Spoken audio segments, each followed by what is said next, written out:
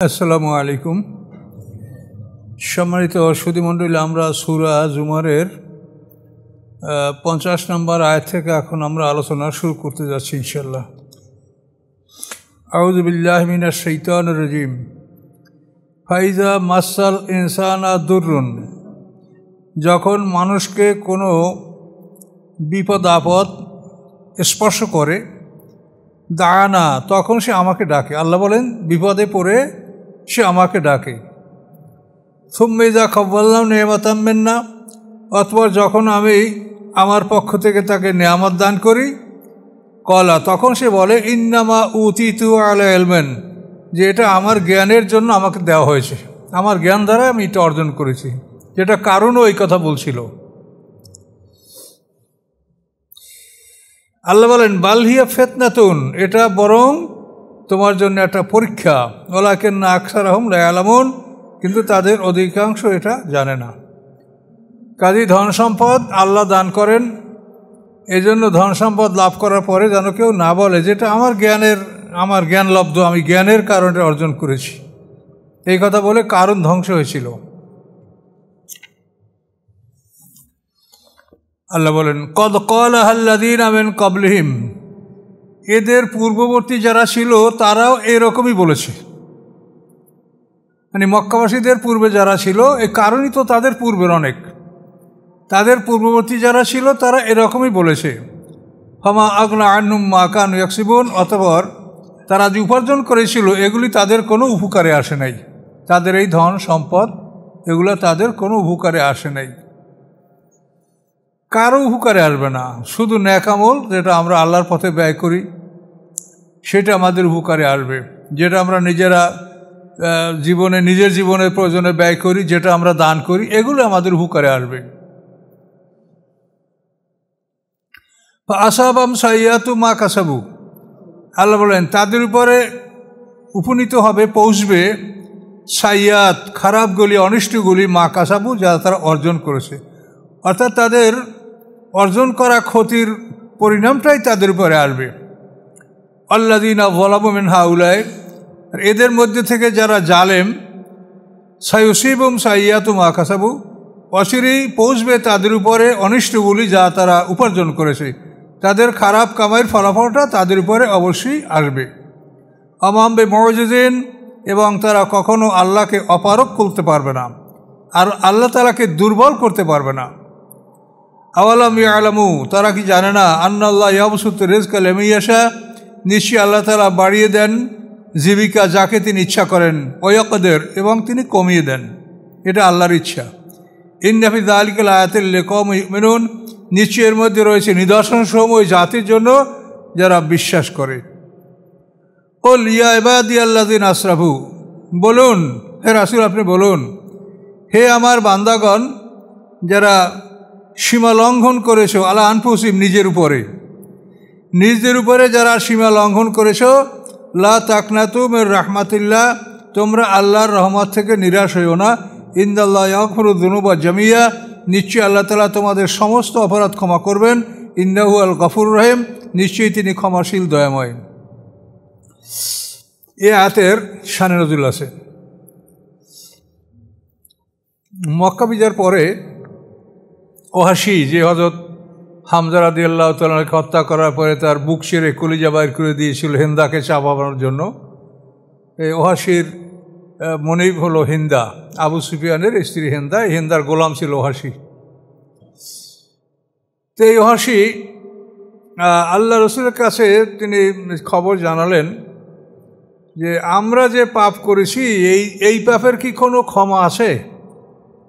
যে আল্লাহ রসুলের চাচা সাইয়্যিদুশ শুহাদা হামজা রাদিয়াল্লাহু তাআলা আনহুকে নিয়ে হত্যা করেছে, বুক ছেড়ে কলিজা বাড়ি করেছে, তার অঙ্গচ্ছেদ করেছে, সেগুলি দিয়া হেন্দা গলায় মালায়া পড়েছে এবং তার কলিজাটা চিবিয়ে চিবিয়ে গেলার চেষ্টা করছে, গিলতে না পারে থুথু মেরে ফেলে দিয়েছে।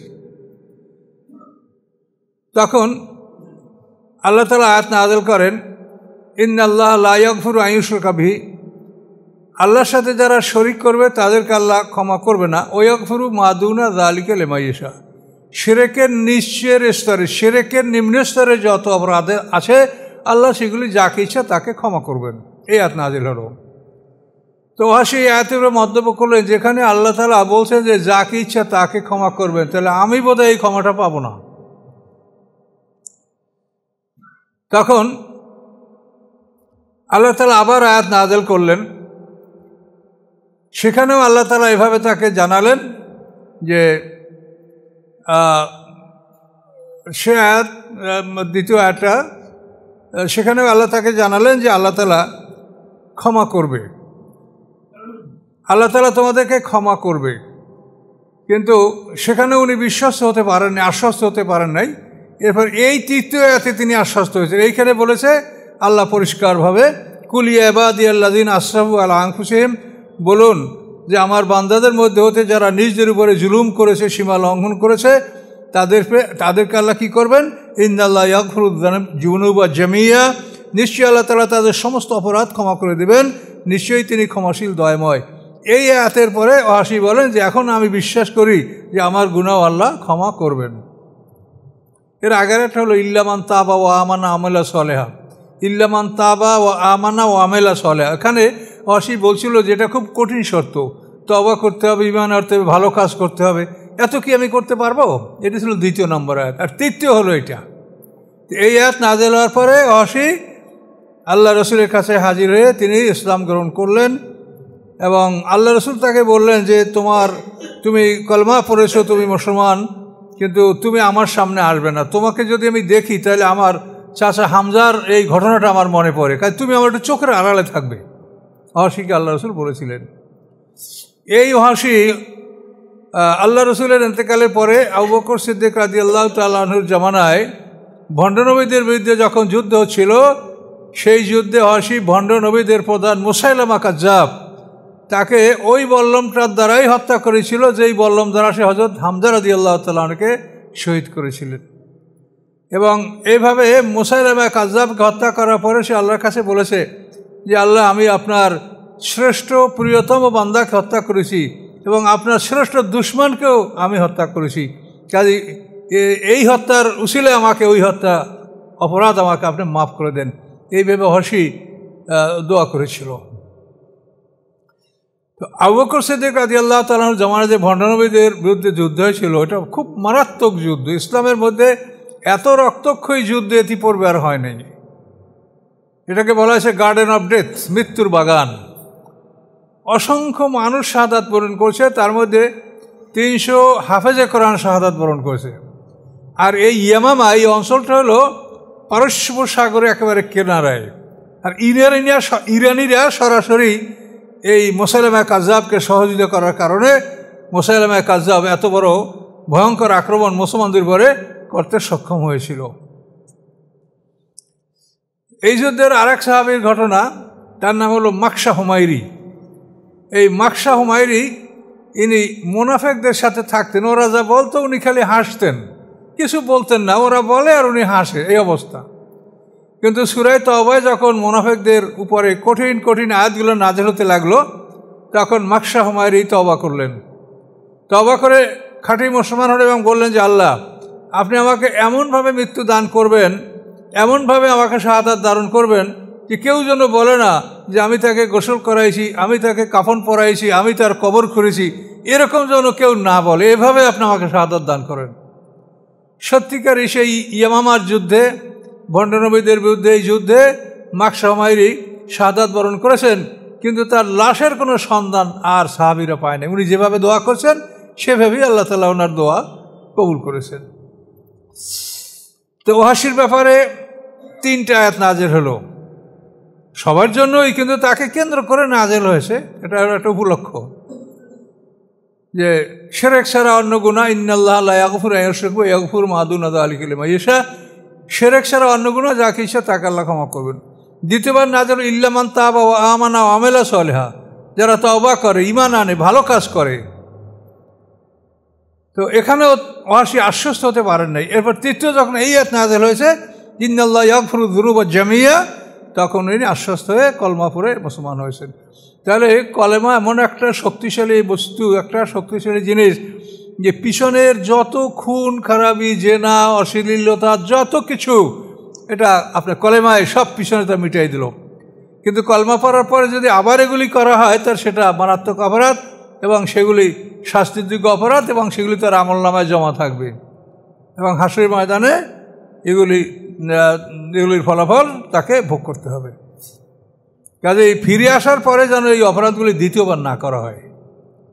হাদিসে কিন্তু আছে যে সকালে সকালে পাপ করবে, বিকালে তওবা করবে, বিকালে পাপ করবে, সকালে তওবা করবে, এইভাবে যদি দৈনিক 70 বারও করে তাহলে আল্লাহ তাকে মাফ করবে। কিন্তু এইসব হাদিস ভুয়া, কখনোই না। আপনি আল্লাহর সাথে খেলা মনে করেছেন যে আপনি সকালে তওবা করবেন বা বিকালে পাপ করবেন?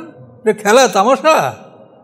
যাতে এইরকম চিন্তা কখনো করা যায়। এই সমস্ত হাদিসগুলি তাফসিরকারকরা তাফসিরের মধ্যে লিখেছেন, বড় দুঃখজনক ব্যাপার। এগুলি ব্যাপার হয়েছে কি, মানে একটা প্রবাদ বাক্য আছে, আহলুল জান্নাতে বলুন, জান্নাতবাসী লোকগুলো সাদাসিধে হয়ে থাকে। আর এই সাদাসিধে লোকদেরকে ধোকা দিতে খুবই সহজে মানে ইসলামের শত্রুরা ধোকা দিতে সক্ষম হয়।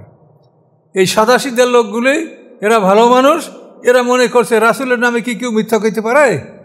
একজনে বলছিল সাফার অক্ষর কি ভুল হইবার পারে? তো ওরা সেরকম মনে করছে যে রাসূলের নামে কি কেউ মিথ্যা বলতে পারে, এই মনে করিয়া যা বলছে তাই বিশ্বাস করছে।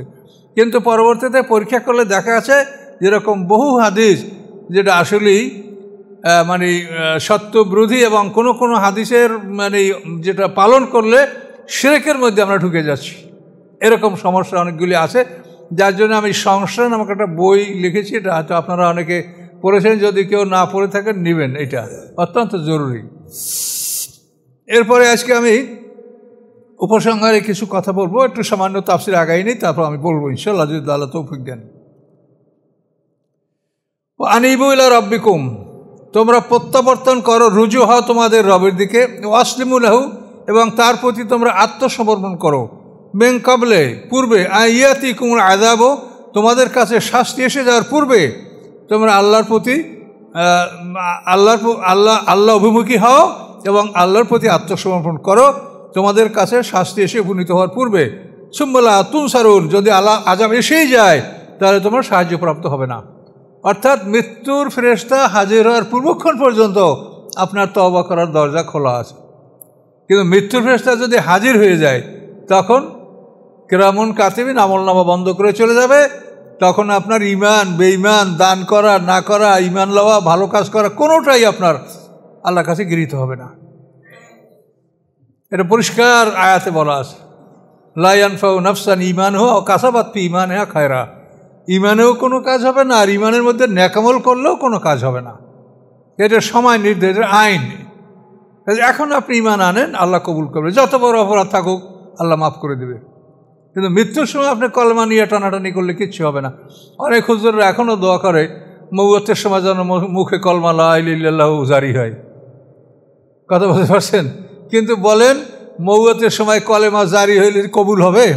কোরআনে কি বলা আছে? ফেরাউন মৃত্যুর সময় ইমান আনে নাই, আমানতু আন্নাহু লা ইলাহা ইল্লাল্লাযী আমানাত বিহি বানু ইসরাঈল ওয়া আনা মিনাল মুসলিমিন, এটা কোরআনের আয়াত না? তাহলে ফেরাউন স্পষ্টভাবে ইমান এনেছিল। যখন সে লোহিত সাগরে ডুবে যাচ্ছিল তখন স্পষ্টভাবে ফেরাউন ইমান আনছিল। আল্লাহ কি বললেন? আলান, এবার এখন এখন এখন তোর ইমানের সময় আছে। ওকা দাসাইতা কবলো, ইতিপূর্বে তুই আমার পয়গম্বরের সাথে তুই অবাধ্যতা করেছো, নাফরমানি করেছো। ফালিয়ামা নুনজি কেবে বাদানেকা, আজকে আমি তোর দেহটাকে মুক্তি দিয়ে দিলাম, কিয়ামত পর্যন্ত তোর দেহটা দুনিয়াতে থাকবে, মানুষরা দেখবে যে এই ফেরাউন মুসার সাথে নাফরমানি করেছে। তাতে কোরআন যে সত্য বা কোরআনের প্রতিশ্রুতি সত্য এটা মানুষ বুঝতে পারবে। এই জন্য আল্লাহ তাআলা ফেরাউনের লাশ রক্ষা করেছেন। ফেরাউন মৃত্যুবরণ করা বহু পরে ফেরাউনের লাশ লোহিত সাগরের কিনারায় বালুর মধ্যে তার লাশ পাওয়া গেছে। এখন মিশরের জাদুঘরে ফেরাউনের লাশ সংরক্ষিত আছে। আপনারা অনেকে প্রত্যক্ষ দেখছেন অথবা অনেকে ছবির মাধ্যমে দেখছেন যে ফেরাউন এই ফেরাউন মুসা আলাইহিস সালামের সাথে সে নাফরমানি করেছে। কাজেই আল্লাহ বলছেন যে শাস্তি এসে গেলে তোমরা আর সাহায্যপ্রাপ্ত হবে না। আত্তাবিউ আহসানা মা উনজিলা ইলাইকুম মির রাব্বিকুম, অনুকরণ করো সর্বোত্তমগুলির, মা উনজিলা ইলাইকুম মির রাব্বিকুম, যা তোমাদের প্রতি তোমাদের রবের পক্ষ থেকে অবতীর্ণ হয়েছে, মিন ক্বাবলে আইয়াতিয়াকুমুল আযাব, তোমাদের কাছে শাস্তি এসে উপস্থিত হওয়ার পূর্বে বাগদাতান হঠাৎ করে অন্তুম লা তাশউরুন, এবং তখন তোমরা জানতেও পারবে না যে কীভাবে শাস্তি এসে গেল। শাস্তি আসার পূর্বে আল্লাহ কি বলছেন? আহসানা মা উনজিলা ইলাইকুম মির রাব্বিকুম।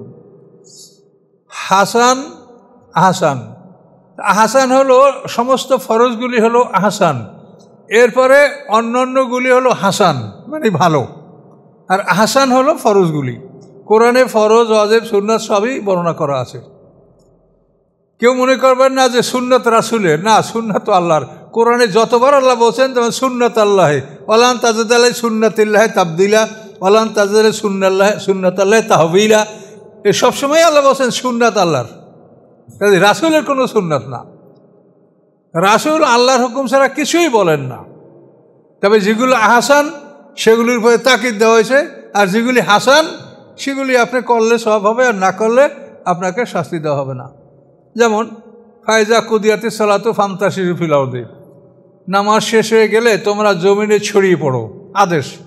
এখন যদি ছড়িয়ে কেউ না পড়েন, মসজিদে থাকেন, তাহলে কি গুনাহ হবে? গুনাহ হবে না। তবে সবাই যদি বসে থাকেন তাহলে গুনাহ হবে। এখন যারা অপারক তারা যদি বসে থাকে তা থাকুক, কিন্তু যারা কাজের লোক, যার দোকান আছে, ব্যবসা প্রতিনিধি আছে, যার ক্লিনিক আছে, তারা তো সবাই কাজে যাবে। যদি তারা কাজে না যায় আর সবাই বসে থাকেন, তাহলে এই যে মানে ব্যবসা বাণিজ্য মানে আয়ের যে একটা সোর্স, এটা সব বিধর্মীদের হাতে চলে যাবে। তখন আপনাকে ভিক্ষা করবেন? এই জন্য আল্লাহ বলছেন যে আজান দিলে তাড়াতাড়ি মসজিদে ঢোকো, নামাজ শেষ হয়ে গেলে জমিনে ছড়িয়ে পড়ো। এগুলি হাসান, এগুলি কিন্তু ফরজ পর্যায়ে না। এগুলিকে আপনারা এটাও আল্লাহর আদেশ, কিন্তু ফরজ না। ইদবার আর নুজুম, ফজরের নামাজ মানে তারকার পিছনে সুন্নাত পড়ে ফজরের নামাজ, আর কোরআনে আল্লাহ বলেছেন আমানাল লাইলে ফাতাহাজ্জাত বিহি নাফিলাতাল লাক। তাহাজ্জুদ নামাজ সম্পর্কে রাসূলকে আল্লাহ আদেশ দিয়েছেন, এটা বলছেন তার জন্য যেটা আপনার জন্য অতিরিক্ত। রাসূলের জন্য এটা অতিরিক্ত ফরজ তাহাজ্জুদ নামাজটা, আমাদের জন্য ফরজ না। তাহাজ্জুদের জন্য আরও আয়াত আছে, তাতাজাফা জুনুবুহুম মিনাল মাদাজি ইয়াদুনা রাব্বাহুম খাওফান ওয়া তামা। আল্লাহ বলেন গভীর রাত্রে আল্লাহর ভয়ে বিছনা থেকে তার পাজরখানা আলাগ হয়ে যায়। তো এই যে তাহাজ্জুদ সম্পর্কে যে বিবরণ, আদবারাত সুজুদ, সেজদার পরে, অর্থাৎ জোহরের নামাজের পরে সুন্নাত আছে, ইশার পরে সুন্নাত আছে, মাগরিবের পরে সুন্নাত আছে, এগুলিকে বলা হয়েছে আদবারাত সুজুদ। সেজদার পরে অর্থাৎ ফরজের সেজদার পরে তোমরা এই নামাজগুলি পড়ো, এগুলি সব কোরআনে বলা, এগুলো সুন্নাত সম্পর্কে কোরআনে বলা হয়েছে। কাজে এটা মনে করবেন না যে কোরআনে সুন্নাত নাই, সুন্নাতও কোরআনে আছে। এবং এই জন্য যেটা বিধান, সেই বিধানটা আমরা দেখছি, আমরা যারা আজকের সমাজের ইমাম সাহেব আছি, বিধানটা মানে না। বিধানটা হলো আল্লাহ রসুলের হাদিস আছে, হযরত আয়েশা সিদ্দিকার থেকে হাদিস দেখেন। সেখানে আয়েশা সিদ্দিকা বলেছেন যে আল্লাহ রসুল ফরজ নামাজের পরে আল্লাহুম্মা আনতাস সালাম ওয়া মিনকাস সালাম ওয়া আলাইকা ইয়া রাসূলুল্লাহ সালাম তাবারাকতা ইয়া যাল জালাল ওয়াল ইকরাম, এর বেশি আল্লাহ রসুল বিলম্ব করতেন না। মানে যে ফরজ নামাজের পরে সুন্নাতে রাতে বা অর্থাৎ নিয়মিত সুন্নাত আছে যে নামাজের পরে, সেই নামাজের পরে লম্বা মোনাজাত করা রাসূলের তরিকা নয়। কথা বলতে পারছেন? আপনি ফজর এবং আসরে এইখানে যে আল্লাহ রসুল যে দোয়া দুরুদগুলি পড়ছেন, এগুলি আপনারা ফজরের ফরজ নামাজের পরে পড়বেন, আসরের ফরজ নামাজে আপনি নামাজ পড়ে তারপর পড়বেন, যেহেতু এই দুই রাকাত এই দুই ওয়াক্ত নামাজের পরে সুন্নাত নাই। এই জন্য এই সময় কিন্তু যে দুরুদগুলি সুবহানাল্লাহ, আলহামদুলিল্লাহ, লা ইলাহা ইল্লাল্লাহ, আল্লাহু আকবার, এই দুরুদ দোয়াগুলি এবং অন্যান্য আল্লাহ রসুল যে দোয়াগুলি পড়েছেন সেগুলো আপনারা এই দুই ওয়াক্তে পড়বেন। আর যে ফরজের পরে সুন্নাতে রাতে বা নিয়মিত সুন্নাত আছে, সেখানে সংক্ষিপ্ত দোয়া করে তারপরে আপনারা ওই সুন্নাত নামাজটা পড়বেন। এটা হলো নিয়ম। কিন্তু আমাদের এই সমাজে এই নিয়ম মানা হয় না। কাজে এগুলো আপনারা মানার চেষ্টা করবেন। না মানলে কি হবে বলবো না, কিন্তু মানলে ভালো হবে, এটা নিয়ম। অনেকগুলি ব্যাপার দেখা যায়, এই যে খুতবা দেওয়ার শেষে ইমাম আর বসবে না, এটা হলো নিয়ম, সুন্নাত তরিকা। খুতবা দিয়া ইমাম দাঁড়ায় খুতবা দিবে এবং ওই সাথে সাথে সে আবার জায়নামাজে দাঁড়াবে, একামাত হবে, নামাজ হবে। খুতবা দেওয়ার পর ইমাম বসবে না, কিন্তু আমাদের সময় দেখা যায় ইমামরা বসছে। মানে এগুলো যে বড় গুনাহ তা না, কিন্তু না হলেও এটা নিয়মতান্ত্রিকভাবে যেটা আছে সেটা এই নিয়মে করা উচিত। এগুলি নিতে পারলে তাহলে হাসান আর হাসান, বুঝতে পারলেন? এটাকে আরবি ভাষায় অন্যভাবে বলা হয় আজিমাত এবং রকসত। আজিমাত মানে যেগুলি অবশ্য পালনীয়, আর রকসত মানে আপনি করলে সব আছে, না করলে অপরাধ নেই, ওটাও হাসান। আর যেটা আজিমাত ওটা হলো অবশ্যই পালন করতে হবে।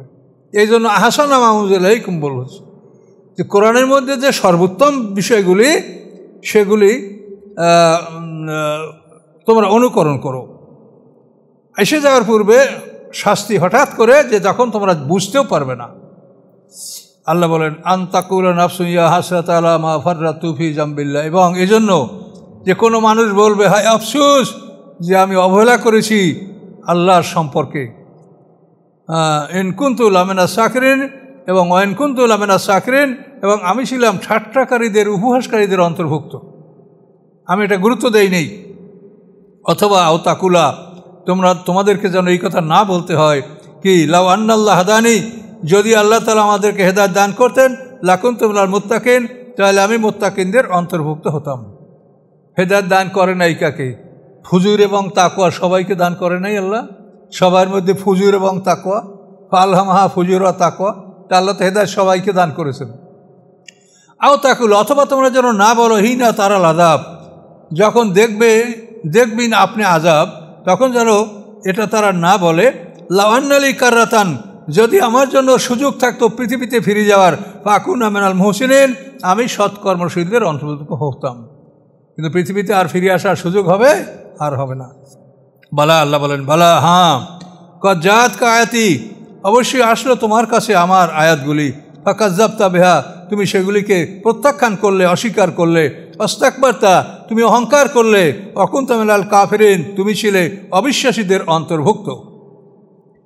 ওয়াউমাল কিয়ামাতে তারাল্লাযিনা কাযাবু আলাল্লাহি উজুহুহুম মুসওয়াদ্দা, এবং কিয়ামতের দিন আপনি দেখবেন কাযাবু আলাল্লাহি, যারা আল্লাহর প্রতি মিথ্যা ছুঁড়ে মেরেছে, আল্লাহর প্রতি মিথ্যা আরোপ করেছে, তাদের অবস্থা দেখবেন। কি দেখবেন? উজুহুম মুসওয়াদ্দাতুম, তাদের চেহারাগুলি কালো হয়ে যাবে, চেহারার রঙগুলি কালো কালো হয়ে যাবে। আল্লাহ বলেন আলাইসা বি জাহান্নামা মাসওয়াল লিল মুতাকাব্বিরিন, জাহান্নাম কি অহংকারকারীদের ঠিকানা নয়? অবশ্যই জাহান্নাম অহংকারকারীদের ঠিকানা। অহংকার হচ্ছে আল্লাহর চাদর, যে অহংকার করে সে আল্লাহর পোশাক ধরে টান দেয়, এর সাথে বড় বেয়াদবি পৃথিবীতে কিছু হতে পারে না। এই জন্য অহংকার এটা একেবারে টোটালি, এটা নিজের মধ্যে কোনোভাবে অহংকার না থাকে, মনে করতে হবে সবসময় যে আমি আল্লাহর গোলাম, আমার ধন সম্পদ যা কিছু সব আমি আল্লাহর কাছে বিক্রি করে দিয়েছি জান্নাতের বিনিময়ে, আমি আল্লাহর গোলাম। আমার মধ্যে কোনো অহংকার না, আমি একটা চাকর, আমি একটা গোলাম, আমি একটা কাজের মানুষ। সেবা করবেন, তাহলে গোলামি প্রমাণিত হবে। ওয়ুনাজ্জিল্লাহুল্লাযীনা আত্তাকাও, আল্লাহ বলেন মুক্তি দিবেন আল্লাহ ওদেরকে যারা তাকওয়া অবলম্বন করেছে, বিমাফাজাতিহিম, তাদের জয়যুক্তা সহকারে মুক্তিও দেবে, এবং তাদের জয়যুক্ততা মানে তারা পাশ করেছে, উত্তীর্ণ হয়েছে। লা ইয়ামাসসুমুস-সু, কোনো অনিষ্ট ক্ষতি তাদেরকে স্পর্শ করবে না। ওয়ালা হুম ইয়াহজানুন, এবং তারা দুঃখিত হবে না, দুশ্চিন্তা করবে না। আল্লাহু খালিকু কুল্লি শাই, আল্লাহ সমস্ত কিছু সৃষ্টিকর্তা। হু আলা কুল্লি শাইইন ওয়াকিল, এবং তিনি সমস্ত বিষয়ের তত্ত্বাবধায়ক, কর্মবিধায়ক। লাহু মাকালিদুস সামাওয়াতি ওয়াল আরদ, আকাশ পৃথিবীর চাবিকাঠি তার কাছে। আকাশ পৃথিবীর চাবিকাঠি, ধন সম্পদ যত কিছু এর চাবিকাঠি আল্লাহর কাছে। আল্লাযীনা কাফারু বিআয়াতিল্লাহি, এবং যারা আল্লাহর আয়াতগুলিকে অস্বীকার করে, উলাইকুমুল খাসিরুন, তারা ক্ষতিগ্রস্তদের অন্তর্ভুক্ত, তারা ক্ষতিগ্রস্ত হবে। 64 নম্বর পর্যন্ত একরকম আমরা আলোচনা করলাম। এখন আমার ওই সিরাত গ্রন্থের পরে আমি সামান্য আলোচনা করব, ওটা মানে আপনাদের উপকার হবে। অনেকে আমাকে প্রশ্ন করছেন যে কিছু জায়গা তারা তাদের কাছে অস্পষ্ট বুঝতে পারছেন না, এই জন্য একটু বিষয়টা ধরায় দিলে সবার জন্য সুবিধা হবে। আল্লাহর মর্জি যারা পড়েছেন, আমার এই বই ছোট, কিন্তু যারা 600-700-800 পৃষ্ঠার বই লেখছে সেইটা পড়ে যা পাবেন, এটার মধ্যে ইনশাল্লাহ তার চাইতে বেশি পাবেন, এবং এমন নূতন কিছু পাবেন যেটা ওইসব বইতে নাই ইনশাল্লাহ। এখন আলে ইমরানের 181 নম্বর আয়াত, এই 181 নম্বর আয়াত দিয়ে দিয়েছি, কিন্তু ওনারা এই থেকে বুঝতে পারছে না যে আসলে এখানে বিষয়টা কী। তো আলে ইমরানের 181 নম্বর আয়াত হচ্ছে কদ সামিআল্লাহু কাওলাল্লাযিনা ক্বালু ইন্নাল্লাহা ফাকিরুন ওয়া নাহনু আগনিয়া। এই হলো আয়াত 181 নম্বর আল ইমরানের। এই আয়াতের অর্থ হলো কদ সামিআল্লাহু কাওলাল্লাযিনা ক্বালু ইন্নাল্লাহা ফাকিরুন ওয়া নাহনু আগনিয়া। আনামের 181 নম্বর আয়াত। এর অর্থ হলো আল্লাহ তাআলা শুনে ফেলেছেন তাদের কথা যারা বলে আল্লাহ ফকির আমরা ধনী। এই কথাটা বলছে কে? একজন ইহুদি, ফানহাজ ইবনে আজুরা সে ইহুদির নাম। সে ইহুদি ছিলেন একজন শিক্ষক। সে তার স্কুলের ছাত্রদেরকে পড়াচ্ছে। তখন বলছে যে আল্লাহর ধন সম্পদ শেষ, আল্লাহর কাছে কিছু নাই, সে আল্লাহ আমাদের কাছে কর্জে হাসানা চায়। কোরআনে আয়াত না যে আকরুদুল্লাহ কারদান হাসানা, তোমরা আল্লাহকে কর্জে হাসানা দাও, অর্থাৎ যুদ্ধে তোমরা সম্পদ ব্যয় করো। তখন ইহুদি তার ছাত্রদেরকে বলে যে আল্লাহর ধন সম্পদ শেষ, কিচ্ছু নাই, এখন সে আমাদের কাছে কর্জে হাসানা চায়। ঘটনাচক্রে আবু বকর সিদ্দিক সেখানে উপস্থিত হয়েছিলেন আল্লাহ রসুলের একটা দাওয়াত নিয়ে। আবু বকর সিদ্দিক শুনে আরে এমন এক থাপ্পড় মারেছে যে ও ঘুরে পড়েছে মাটিতে। তো এখন ওই থাপ্পড় খেয়ে আল্লাহ রসুলের কাছেও নালিশ করছে, যেন ইহুদিদের সাথে মুসলমানদের চুক্তি আছে মদিনার সনদে। এখন বলে যে উনি আমাকে মেরেছেন। তো আল্লাহ রসুল আবু বকর সিদ্দিককে ডাকলেন যে আপনি ওকে মারছেন কেন? তো আবু বকর সিদ্দিক বলেন যে আমার হাতে তলোয়ার ছিল না, ওর ভাগ্য ভালো, তলোয়ার থাকলে আমি ওকে হত্যা করে ফেলতাম। বলে কেন, কি ব্যাপার? যে ও বলে যে আল্লাহর কিছু নাই, আল্লাহর ধন সম্পদ শেষ হয়ে গেছে, আল্লাহ আমাদের কাছে কর্জে হাসানা চায়, এটাও বলেছে। তো এখন ওই ফানহাজ ইহুদিও বলে না আমি বলি নেই। এখন যখন সে অস্বীকার করে আমি বলি নেই, তখন আবু বকর সিদ্দিকের লাগবে সাক্ষী দিয়ে এটা প্রমাণ করা। তার কাছে সাক্ষী নেই, না আবু বকর সিদ্দিকের সাথে কেউ ছিল না, সাক্ষী নাই। ইহুদিদের স্কুল, সেখানে মুসলমানদের পক্ষে সাক্ষী কেউ দিবে না। এখন আবু বকর সিদ্দিক মোটামুটি একটা বিভ্রান্তের মধ্যে পড়ে গেলেন যে আমি কি করে প্রমাণ করব। তখন আল্লাহ তাআলা এই আয়াতটা নাযিল করলেন, কদ সামিআল্লাহু কাওলাল্লাযিনা ক্বালু ইন্নাল্লাহা ফাকির। অবশ্যই আল্লাহ শুনে নিয়েছেন তাদের কথা যারা বলে যে আল্লাহ ফকির আমরা ধনী। আল্লাহ শুনে ফেলেছেন। তাহলে এটা আবু বকর সিদ্দিকের পক্ষে ডাইরেক্ট সাক্ষী হলো না, আল্লাহ তাআলা নিজে। এটা কত বড় সম্মান, এটা কত বড় সম্মান যে আল্লাহ তাআলা নিজে আবু বকর সিদ্দিকের পক্ষে সাক্ষী হলেন যে আল্লাহ শুনেছে। আবু বকরের সাক্ষী নেই তো আল্লাহ শুনেছে। এই আয়াতে এই কথাটা, এটা তো আসলে সবাই খুঁজে পাবেন না, এই জন্য আমি এটা বলে দিলাম যে আল ইমরানের 181 নম্বর আয়াতে এই ঘটনা বলা আছে। তারপর সূরা লাইলে 17 থেকে 21 নম্বর আয়াতে সেখানে আবু বকর সিদ্দিকের ব্যাপারে মুশরিকরা বলেছিল যে সে বেলালকে মুক্ত করেছে, বেলালের কিছু পাওনা ছিল তার কাছে, বেলালের কিছু এহসান ছিল তার উপরে। তখন আল্লাহ বলছেন আমাল আহাদিন ইনদাহু মিন নি'মাতিন তুজজা, কারও কিছু আবু বকর সিদ্দিকের উপরে পাওনা নাই যে সে পাওনার জন্য, পাওনা পরিশোধ করার জন্য তাদেরকে মুক্ত করবে। ইল্লা ইবতিগা ওয়াজহি রাব্বিল আ'লা, শ্রেষ্ঠ রবের সন্তুষ্টির জন্য আবু বকর সিদ্দিকগুলো করেছেন। আবু বকর সিদ্দিকের এই পক্ষে সাক্ষীগুলা আল্লাহ কোরআন পাকে দিয়েছেন। তো এখানে সমালোচকরা যে আল্লাহ রসুলের বিবাহ সম্পর্কে সমালোচনা করে, বিশেষ করে আয়েশা সিদ্দিকার বিবাহ নিয়ে অনেক সমালোচনা করে বেঈমানরা, কিন্তু তারা এটা লক্ষ্য করে না যে বিষয়গুলো সম্পূর্ণ আল্লাহর আদেশে হয়েছে, সম্পূর্ণ আল্লাহর আদেশে। আল্লাহ রসুল প্রথম বিবাহ করলেন এক বিধবা মহিলাকে, তারপর 40 বছর, আর আল্লাহ রসুলের 25 বছর। এটা আল্লাহর হুকুম ছাড়া কি হয়েছে? এরপরেও তিনি বিবি খাদিজা ইন্তেকাল করার পরে অন্য এক বিধবাকে বিবাহ করেছেন। তারপর আবু বকর সিদ্দিক আয়েশা সিদ্দিকের সাথে, রাসূলের সাথে বিবাহ পড়ে যেতে আল্লাহ রসুল প্রস্তাব করেন নাই যে আমি আয়েশা সিদ্দিকে বিয়ে করবো। এটা আল্লাহ রসুল তো প্রস্তাব না, এটা তার পিতা এটা করেছে। এবং এই সম্মানিত ব্যক্তিরা, এদের বিষয়ে আল্লাহ তাআলা সব সময় এদের সমস্ত বিষয় সম্পর্কে পর্যবেক্ষক। আবু বকর সিদ্দিক সম্পর্কে আল্লাহ বলে নাই সানিয়া ইসনাইন ইযহুমা ফিল গার, তারা যখন গুহার মধ্যে ছিল তখন দুইয়ের দ্বিতীয় ছিলেন কে? আবু বকর সিদ্দিক। আল্লাহ রসুল এক, দ্বিতীয় আবু বকর সিদ্দিক। এভাবে আবু বকর সিদ্দিক সম্পর্কে কোরআনে এতগুলি আয়াত না, যে এত সম্মানিত ব্যক্তি এবং তার এই কাজ তিনি আল্লাহর হুকুম ছাড়া তিনি করেননি। কাজী রাসূলের বিবাহ, আল্লাহ রসুলকে তো আল্লাহ এক পর্যায়ে বলছেন আপনি আর বিয়ে করতে পারবেন না। 7ম হিজরিতে যুদ্ধ থেকে ফেরার পথে, অর্থাৎ ওটা হলো হুদায়বিয়া সন্ধি, হুদায়বিয়ার সন্ধির পরে উমরাতুল কাজা, ষষ্ঠতে হয়েছে হুদায়বিয়ার সন্ধি, আর সপ্তম হিজরত উমরাতুল কাজা। এই উমরাতুল কাজা থেকে ফেরার পথে আল্লাহ রাসূল তার সর্বশেষ বিয়া মাইমুনা রাদিয়াল্লাহু তাআলা আনহাকে বিয়া করেন, আব্বাস রাদিয়াল্লাহু তাআলার শেলিকা মাইমুনা। তো এই বিয়ার পরে আল্লাহ জানাই দিলেন যে এরপরে আপনি বিয়াও করতে পারবেন না, কাউকে বদলিও করতে পারবেন না। এরপরে তো আল্লাহ রসুল আরও 3 বছর বেঁচে ছিলেন, কিন্তু কোনো অন্য মানুষকে কি আল্লাহ রসুল বলেছেন এভাবে যে তোমার মৃত্যু 3 বছর আগে তুমি আর বিয়ে করতে পারবে না? কাউকে বলছে? আল্লাহ রসুলকে কোরআনে আল্লাহ বলেছেন যে আপনি বিবাহ করবেন তাদেরকে যারা আপনার আত্মীয় স্বজনের মধ্যে বংশীয়, ফুফাতো বোন, খালাতো বোন, এদেরকে বিয়া করবেন, কিন্তু শর্ত হলো যে তারা হিজরত করেছে। হাজার না মা একা পরিষ্কার করে হিজরত যারা করেছে তাদের মধ্য থেকে বিয়ে করবেন। এটা কি অন্য মানুষকে বলেছে? তা আল্লাহ রসুলের বিবাহ এটা সম্পূর্ণ আল্লাহ নিয়ন্ত্রণ করেন। নবী রসুলরা সম্পূর্ণ আল্লাহর হুকুম ছাড়া একটা কোনো কাজ তারা করেন না। কাজে আল্লাহ রসুলের বিবাহ নিয়ে তারা সমালোচনা করে বেয়াদবেরা, এবং কেউ কেউ মোরতাদ হয়ে গেছে। বাপ রে বাপ, কত বড় পণ্ডিত, আল্লাহ রসুলের বিবাহটা তার কাছে এতই অপরাধ হয়ে গেল। কাজে এগুলি হলো আল্লাহর পক্ষ থেকে পরীক্ষা, যে আল্লাহ পরীক্ষা করেন যে তোমরা আসলে কি আল্লাহ এবং তার রাসূলকে কতখানি সম্মান করো, কতখানি মর্যাদা দান করো। আর এই বিষয়গুলি যে সব কোরআনে আছে।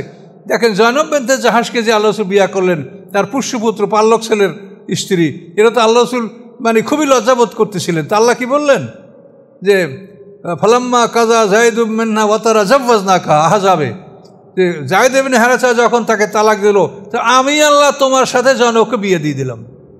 জাওয়াজনাকা ফালাম্মা কাজা যায়েদ মিনহা ওয়াতারা, এই যায়েদ ছিল আল্লাহ রসুলের পাল্লক ছেলে।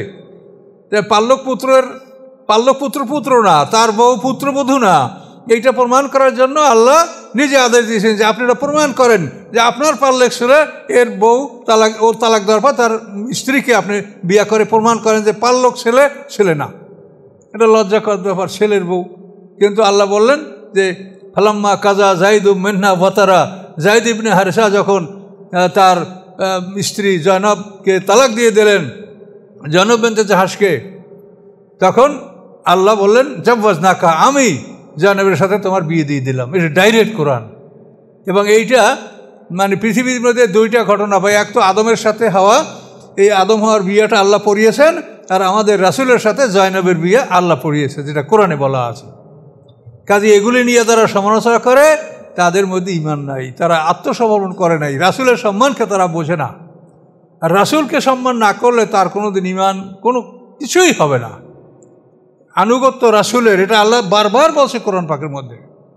কাজে এই বিষয়গুলির থেকে আপনারা সতর্ক থাকবেন, মনে যেন কোনো রকম শয়তানি অসহসা না আসে। দেখেন যেগুলি সব আল্লাহ তাআলা কোরআন দ্বারা আদেশ করে রসুলকে সব কাজগুলি করতে বলেছেন। এর সঙ্গে একটা হাদিস আলোচনা করে কথা সমাপ্ত করব। এই বইটা আপনাদের কাছে আছে, তো এই সমস্ত বিষয়গুলি তো আমি সংক্ষিপ্ত করার জন্য শুধু আয়াতগুলির নাম্বার তুলে দিয়েছি, সেই জন্য একটু বিষয়টার বিবরণটা দিলাম। আমরা ছোটোবেলা থেকেই জানছি যে আল্লাহ রসুলের সিনাসাক, এটা ছোটোবেলা থেকে আমাদেরকে শেখানো হয়েছে, আমরা পড়াইছি, আমরা ওয়াজ করেছি। কিন্তু যখন কোরআন নিয়ে গবেষণা করা আমি শুরু করেছি, তখন এটা প্রমাণিত হয়েছে যে এই জিনিসটা বিশ্বাস করলে আমরা শিরকের মধ্যে ঢুকে যাচ্ছি, মারাত্মক।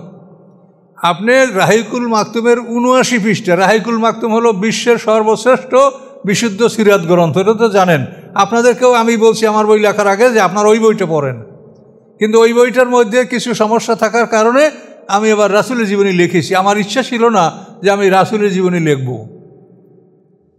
তো এখন ভুল মানুষের মধ্যে থাকবেই, ভুলের ঊর্ধ্বে কেউ না, কারো ভুল কম হবে, কারো ভুল বেশি হবে, ভুল আমারও থাকতে পারে। এজন্য আমি এটা কাউকে হেয় প্রতিপন্ন করা নয়, বা কাউকে মানে আন্ডার এস্টিমেট করার জন্য। আল্লাহ দিলের ভেদ জানেন। আমাদের কাজ হলো সত্যকে উদ্ঘাটন করা, কাউকে ঠকানো জিতানো নয়। তো এই হাদিসটার সমস্যাটা কি দেখেন, রাহিকুল মাকতুমের 79 পৃষ্ঠা, যেটা লন্ডন একাডেমি আল কোরআন একাডেমির থেকে যে বইটা বাইর, রাহিকুল মাকতুমের তার নকলও বাইর হয়েছে একটা, এই নকল বইটা আমার কাছে আছে, নকল। ওরে বাপরে, আলেমদের যে আল্লাহ কি সাহস দিছে, এই বইটাকে নকল বাইর করে তারা মানে আসল জায়গায় হাত দিয়েছে। যেখানে মূল রাহিকুল মাকতুমে দেখবেন যে বিদায় হজে আল্লাহ রসুল বলছেন আমি শুধু কোরআন রেখে গেলাম, আর এই নকলওয়ালা লেখছে যে আল্লাহ রসুল কোরআন হাদিস দুটা রেখে যাওয়ার কথা বলছে। দেখেন কি অবস্থা আলেমদের, এরা কি আল্লাহকে ভয় করে? আল্লাহ রসুল বিদায় হজে বলছেন একটা, যে আমি শুধু কোরআন রেখে গেলাম। ৭৬ মধ্যে কোনো হাদিসে নাই যে আমি 2টা রেখে গেলাম। কোনো সিরাত গ্রন্থে, যেগুলো বিশুদ্ধ সিরাত গ্রন্থ, সেগুলো নাই। এই যারা নকল করছে, এই নকল হুজুররা এটা হয়তো ঢুকাই দিয়েছে যে 2টা বলেছেন। কি করে বলবেন? আল্লাহ রসুলের ইন্তেকালের সময় কোরআন ছাড়া কি অন্য কিছু ছিল? 50 জন কাতেবে হইতে কোরআন লিখেছে। কাজে হাদিস লেখার কোনো কাতেব ছিল রাসুলের সময়? কোনো গ্রন্থ ছিল? তাহলে কি করে বলবেন যে 2টা জিনিস রেখে গেলাম? কাজে এটা রাসূল বলেন নাই।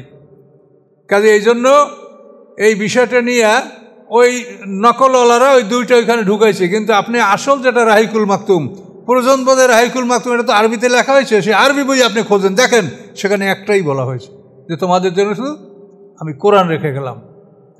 তো সম্মানিত সুধী, হাদিস আমরা মানবো, আমাদের প্রয়োজনে আমরা হাদিস মানবো, হাদিসের সাথে আমাদের কোনো শত্রুতা নাই। কিন্তু হাদিস মেনে যদি আমরা বিপদে পড়ি, তাহলে সেখান তো আমাদের সতর্ক হতে হবে। এইখানে দেখেন ৭৯ পৃষ্ঠায় কী লেখা আছে। রাসূল সাল্লাল্লাহু আলাইহি ওয়াসাল্লামের 5 বছর বয়সে তিনি যখন মা হালিমার বাড়িতে আসেন, এখনও মায়ের কাছে আসেননি, একদিন খেলাধুলার মধ্যে তিনি লিপ্ত ছিলেন। এর মধ্যে তাকে ধরে নিয়ে 2 জন ফেরেশতা তাকে শোয়া তার বুক ছিঁড়ে ফেললেন। বুক ছিঁড়ে ফেলে তার থেকে কিছু একটা বের করে তিনি বলেন, এটা ছিল তোমার মধ্যে শয়তানের অংশ। ঠিক এই ভাষাটা আপনি দেখবেন ওখানে, এটা ছিল তোমার মধ্যে শয়তানের অংশ, এটা ফেলে দিলেন। তো এখন প্রশ্ন হলো যে মানুষের মধ্যে কি শয়তানের কোনো অংশ আছে? রাসূল তো দূরের কথা, আমরা কোনো মানুষ বা কোনো সৃষ্টির মধ্যে শয়তানের কি কোনো অংশ আছে? আল্লাহ একাই সৃষ্টি করেছেন এবং তিনি একাই হেদায়েত দান করেছেন। রব্বুকুমুল্লাযী, তোমাদের রবকে, খালাকা কুল্লা শাইইন, যে সব কিছু সৃষ্টি করেছেন, সুম্মা হাদা, এরপরে তিনি হেদায়েত দান করেছেন। একটা ভুল হলে আপনারা সংশোধন করবেন। রব্বুনাল্লাযী আতা কুল্লা শাইইন খালকাহু সুম্মা হাদা, এবার ঠিক হয়েছে। মানে ফেরাউন জিজ্ঞাসা করে, ফামার রব্বুকুমা ইয়া মূসা, এ মূসা, ও হারুন, তোমাদের রব কি, কে সে? তো মূসা আলাইহিস সালাম বললেন, রব্বুনাল্লাযী আতা কুল্লা শাইইন খালকাহু সুম্মা হাদা, আমাদের রব হচ্ছেন তিনি যিনি সমস্ত জিনিস সৃষ্টি করেন, সৃষ্টি করার পরে তিনি তার হেদায়েত দান, কোন সৃষ্টি কোন কাজ করবে এটা তাকে বাতলিয়ে দেন। সৃষ্টি করার পরে তিনি হেদায়েত দান করেন। দেখেন আমাদেরকে সৃষ্টি করছেন কিভাবে?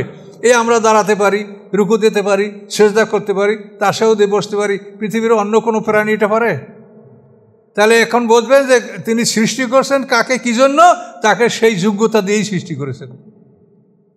হ্যাঁ, হাসরের ময়দানে এই জন্য একটা পরীক্ষা আসবে, আমার ওই 50 পরীক্ষার বইয়ের মধ্যে দেখবেন যে আল্লাহ তাআলা তার পায়ের পোশাক মুক্ত করে বলবেন যে আমার কদমের উপরে সেজদা করো, দুনিয়াতে আমাকে না দেখে সেজদা করেছ। এখন সূরা কলমের মধ্যে ইয়াউমা ইউকশিফু আন সাক, যেদিন পায়ের পোশাক খোলা হবে, ওই উদাউনেরা সুজুদ, এবং তাদেরকে সেজদার জন্য ডাকা হবে, তখন ফালা ইয়াস্তাতিউন, তারা সেজদা করতে পারবে না।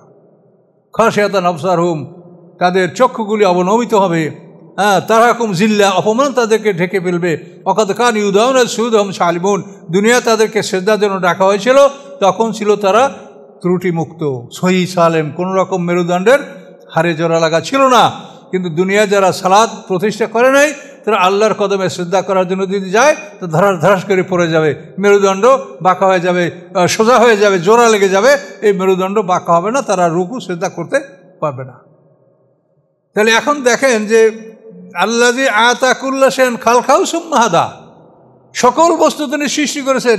গরু দিয়ে হাল চাষ করতে হবে, কোন জায়গায় জোয়ালটা বাজাতে হবে, সেই জোয়াল বাঁধানোর জন্য তো আপনার কিছু ফিট করতে হয় না, ওটা আল্লাহ ফিট করে দিছে, তার চুট, ওখানে জোয়ালটা লাগায় আপনি গরুকে ই করতে পারছেন।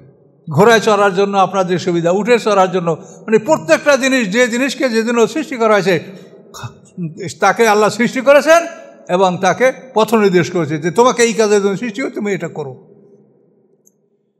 তো ওখানে যে কথাটা বলা হলো, এটা বিশ্বাস করলে আমরা শিরকে ঢুকে যাব, যে এইটা ছিল তোমার মধ্যে শয়তানের অংশ। এই হলো ভাষাটা। আবার আপনার পরে দেখুন ৭৯ পৃষ্ঠায়। তাহলে এখানে পরিষ্কার করে আল্লাহ বলেন, ওয়া নাফসু ওয়া মা সাওয়াহা, আত্মার কসম, মানুষের কসম, এবং যে তাকে সুষমভাবে সৃষ্টি করেছেন তার কসম। মানুষকে কত সুন্দর সুষম করে সৃষ্টি করেছেন। এই দেখেন হাতের 5টা আঙ্গুল, এটা যদি সবকটা সমান হইতো তা আপনি একটা জিনিস শক্ত করে ধরতে পারতেন না। কাজে এই যে ছোটো বড়ো থাকার কারণে আপনার মানে ফার্ম গ্রিপ, আপনি খুব শক্ত করে এটা ধরতে পারতেছেন। কত সুন্দর কৌশল এখানে দেখেন। এভাবে প্রত্যেকটা জিনিস সৃষ্টির মধ্যে ফাসাওয়াহা, সুষম করে সুন্দর করে আল্লাহ সৃষ্টি করেছেন। আর নাফসুমা সাওয়াহা, এরপরে আলহামাহা ফুজুরাহা, তিনি আদেশ করেছেন, ঢেলে দিয়েছেন তার মধ্যে ফুজুর এবং তাকওয়া, অর্থাৎ ভালো কাজ করার ক্ষমতা এবং মন্দ কাজ করার ক্ষমতা। ফুজুর মন্দ কাজ করার ক্ষমতা, নফসে আম্মারা, তাকওয়া নফসে মুতমাইন্না। তাহলে এটা আল্লাহ করেছেন, আল্লাহ কোরআনে বলেছেন, এবং এটাকে বলেছেন ফিতরাত, প্রাকৃতিক আইন। কাজে এই কোরআনের আয়াতের সম্পূর্ণ খেলাফ যদি আমরা বিশ্বাস করি যে মানুষের মধ্যে শয়তানের কোনো অংশ আছে, শয়তানের কোনো অংশ নাই। ফুজুর এবং তাকওয়া, নফসে মুতমাইন্না, নফসে লাওয়ামা, নফসে আম্মারা সবই আল্লাহর সৃষ্টি। এগুলোর জন্য আল্লাহ বিধান দিয়েছে যে নফসে মুতমাইন্নাকে শক্তি করার জন্য আল্লাহর ওহী ব্যবহার করো, আর নফসে আম্মারাকে শক্তিশালী করার জন্য শয়তানের ওহী। এখন তুমি ব্যবহার করলে তোমার ব্যাপার, সেটা আল্লাহর ওহী, শয়তানের ওহী, নফসে মুতমাইন্না, নফসে আম্মারা, সব কিছু আল্লাহ বলে দিয়েছেন। কাজে এই জন্য এই হাদিসগুলি আমার ওই সংস্কার বইতে দেখবেন, আর এই রাসূলের জীবনী, এটার মধ্যে এরকম অনেক কিছু ইনশাল্লাহ পাবেন। এই বইগুলো আপনারা পড়েন। কোরআন নাযিল হয়েছে, প্রথম শব্দ হলো একরা, পড়ো।